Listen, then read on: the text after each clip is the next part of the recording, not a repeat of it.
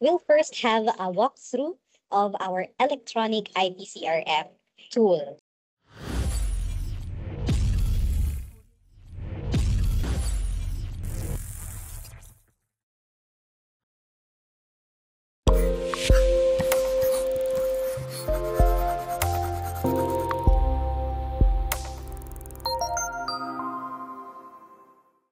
So I'm sure for our teachers who are already in the department since the introduction of the RPMS PPST, no, we are already familiar with this electronic IPCRF tool. But let me walk you through again this IPCRF tool, especially no for our new teachers na hindi pa po nakagamit na itong tool and first time pa po nila may encounter itong electronic version of our IPCRF.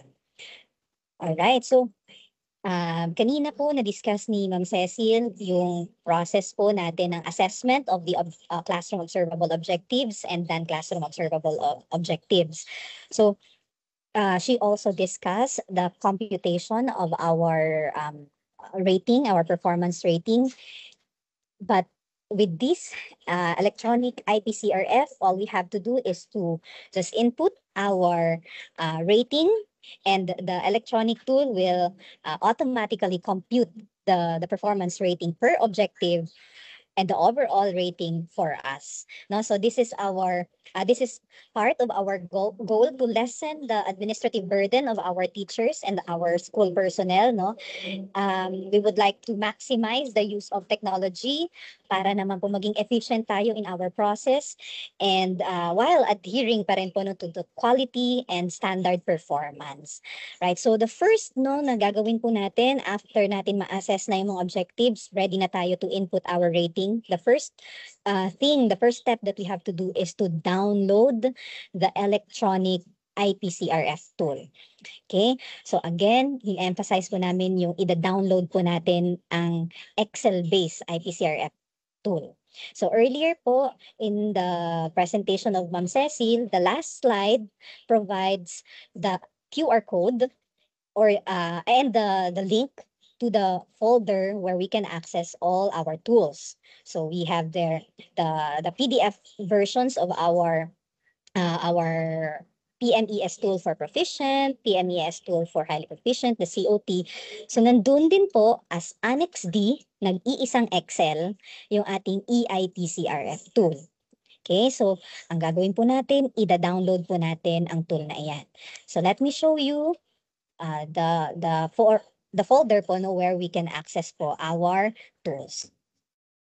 Okay, so ito po ang ating folder. So nakikita nyo po, no?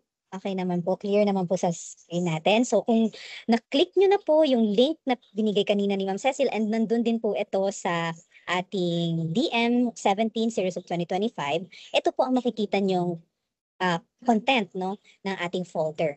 So nandyan po lahat ng mga tools na kailangan natin, and andito po ang ating EIPCRF.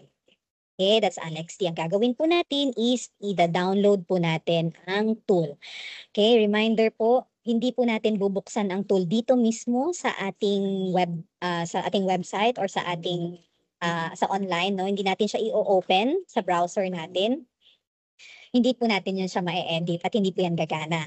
So we have to download the file. Okay, one newly downloaded file per teacher. Okay, per teacher po. So kung ako po ay si teacher 1, kailangan po may sarili akong downloaded file na wala pong input ng kahit kanino pong mga kasamahan kong guro. Okay, ngayon pag na-download ko na po ang file, akin lang po iyon. Hindi po pwedeng ika-copy-paste po iyon ng mga kasamahan kong guro. Okay po, so kada teacher po ay ida-download po itong file na ito. Now, to access po this folder, okay, kailangan po natin gamitin ang ating DepEd email account. So, ano po yung itsura nitong ating DepEd email account? Okay, lahat po tayo sa DepEd as employees, meron po tayong DepEd email account, our name, our last name, and then it has the domain at deped.gov.ph. Okay, kapag ginamit po natin yung mga personal email natin na may at gmail.com at yahoo.com, hindi po natin ma-access itong folder po na ito. Okay? So, DepEd email po to access the tool. Now, once po na-download na natin ang file, itong Excel, bubuksan na po natin yan at ito po yung ating makikita. Okay, familiar po para sa iba, no? But we have additional features lang po since for this school year, as mentioned by Ma'am Cecil, we have two options for the classroom observation. So meron tayong dagdag na feature po dito sa ating tool. So first, we have to choose our career stage, no? Kung saan po belong ang ating posisyon. So let's say, in my case, ako po ay teacher 2. So proficient po yung aking career stage. And then, ito po yung bago dito sa classroom observation, number of classroom observation. If I choose po option A, dalawa po ang aking full period classroom observations. But if I choose option B, one full period classroom observation. So let's say I chose po the 2 full period classroom observation. So now, let's proceed.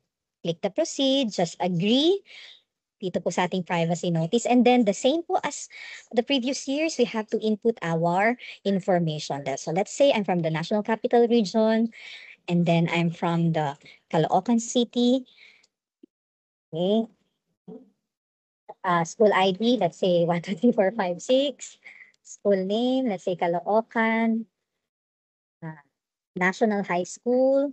School type is urban or rural. So you have to just choose no, kung ano po yung school type nyo. Let's say ang school size po namin ay large. And then since national high school ito, let's say ang curricular classification po ng school namin ay grade 7 or to 10. So yan po yung offering. Now ilagay po natin yung ating last name. Let's say De La Cruz. Ang first name ko si Juanita.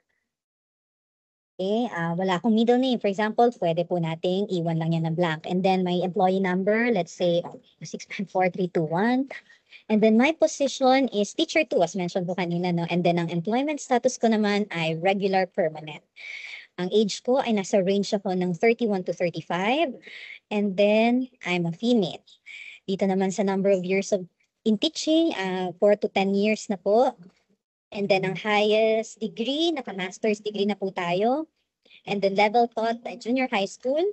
Ang email ko naman ay juanita.delacruz@deped.gov.ph.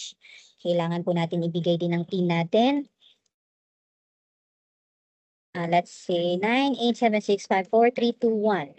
Kung na-input na po natin yung basic information, nandito po sa baba, click lang po natin kung ano yung mga grade levels na tinuturuan natin as of this year. So let's say in my case, nagtuturo po ako ng grade 8 and grade 7. Ang area of specialization ko po nung ako ay bachelor, nung ako ay undergrad, English. And currently, ang tinuturo ko pong subject ay English. So, kung may iba pa po kayong subject na tinuturo, pwede naman po natin i-click. You can click no, multiple boxes no, as applicable. So, let's say Filipino rin. Yan.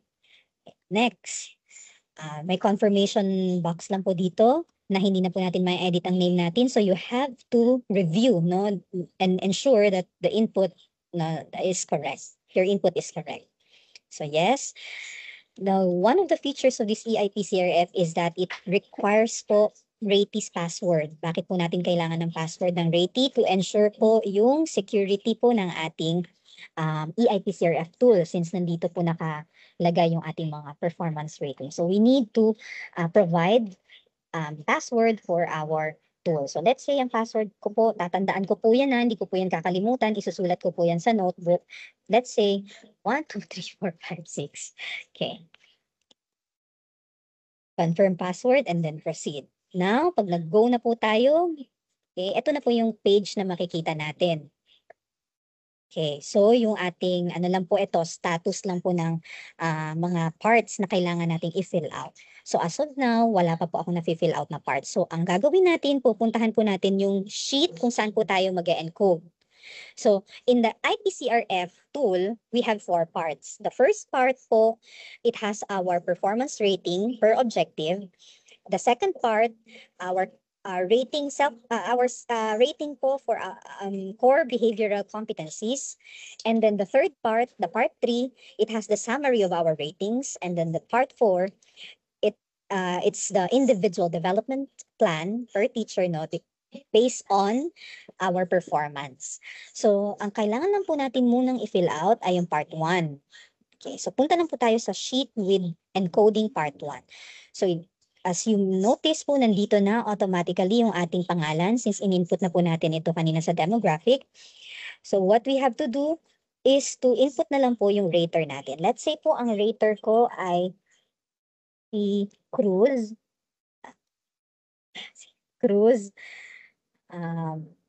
Rochelle.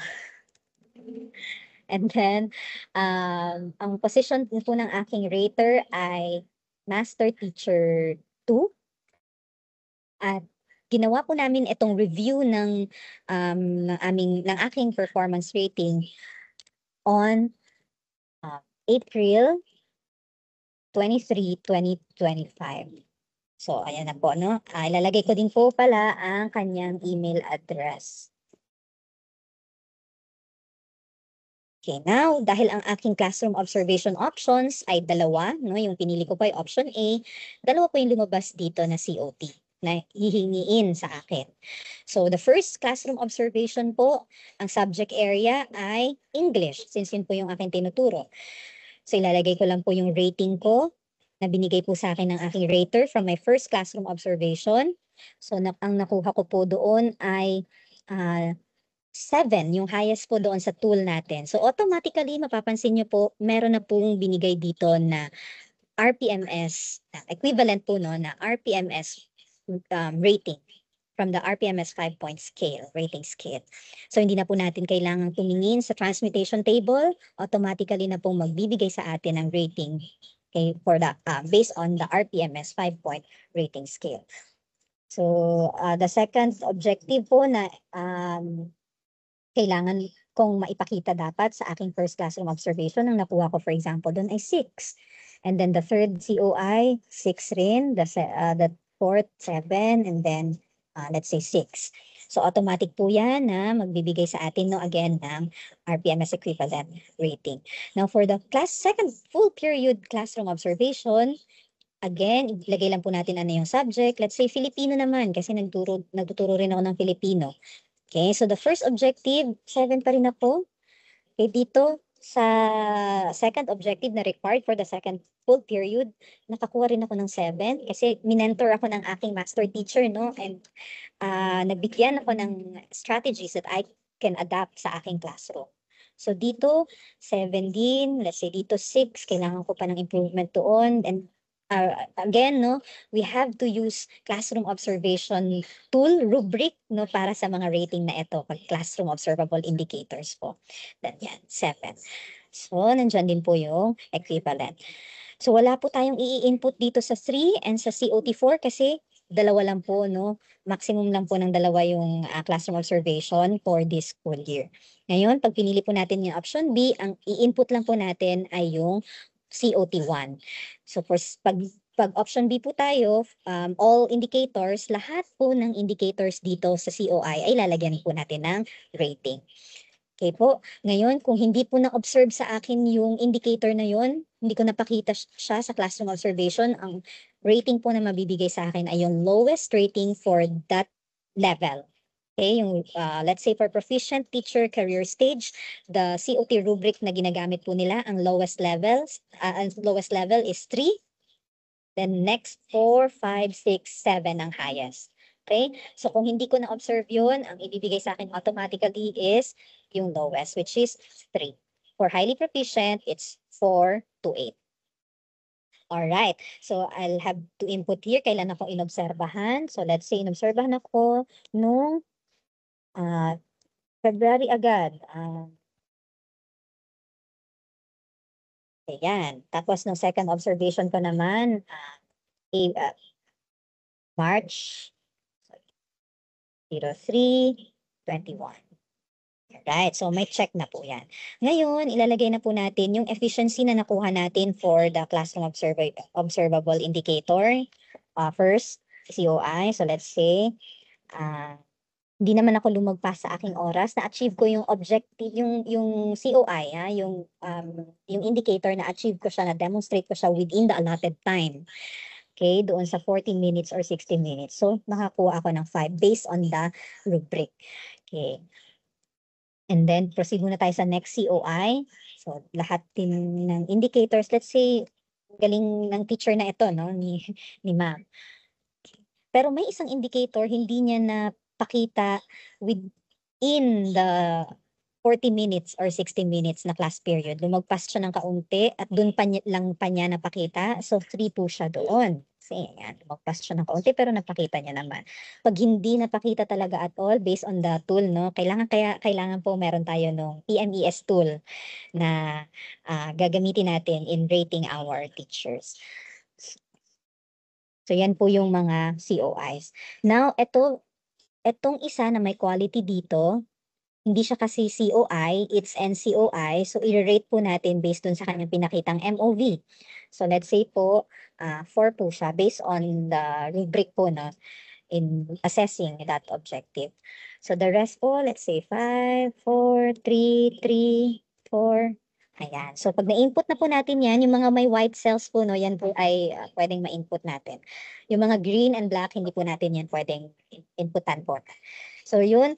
Pag na-input na po natin, automatically, magbibigay na po ng average per objective and its score and yung adjectival rating po.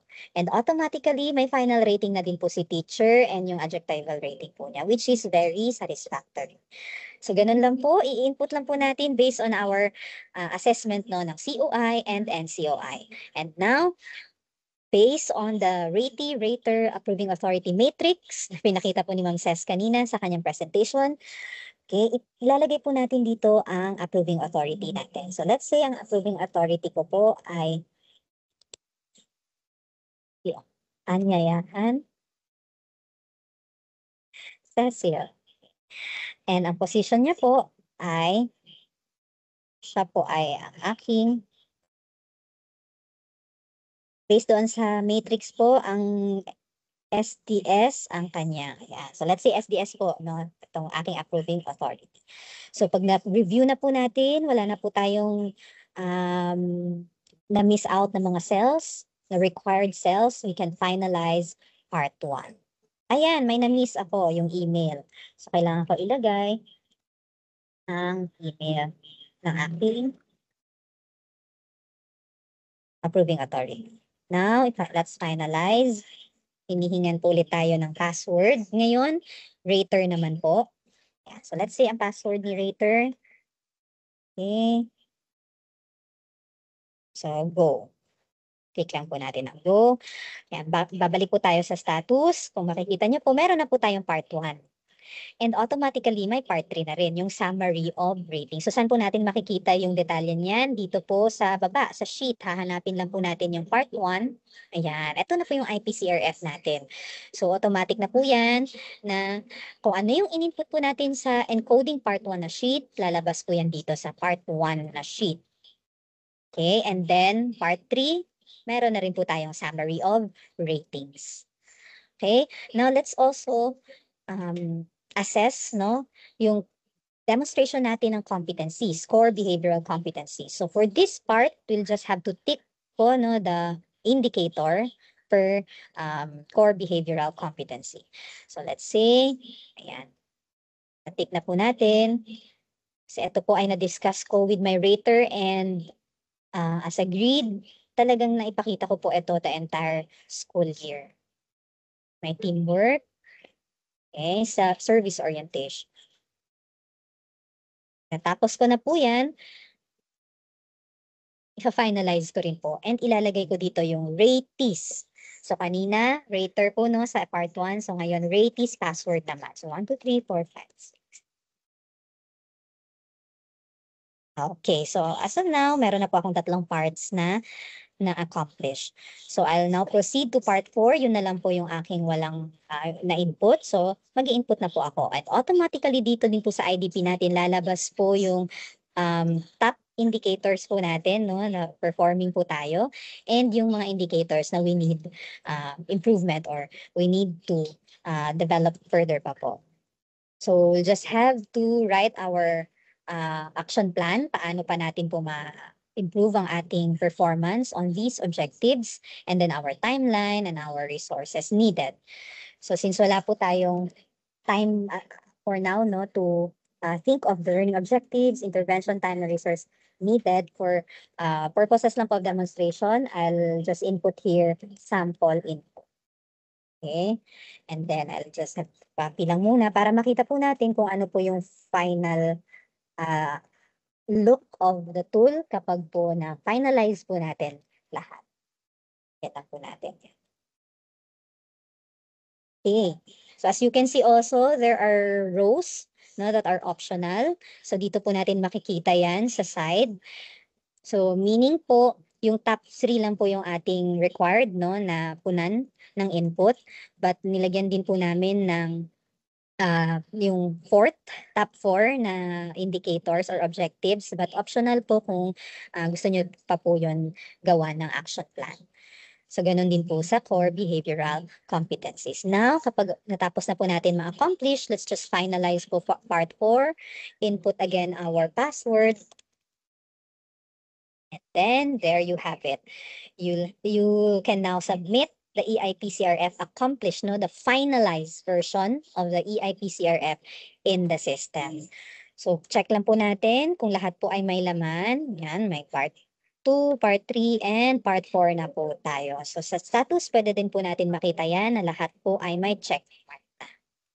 Okay, so again, reminder po, before po natin i-upload sa system natin, i-finalize po natin yung ating tool. Saan po natin makikita yun? Dito po sa part 4. Okay, may finalize po kanina dyan. Meron din po sa encoding part 1. Each part po, no, kailangan po nating i-finalize.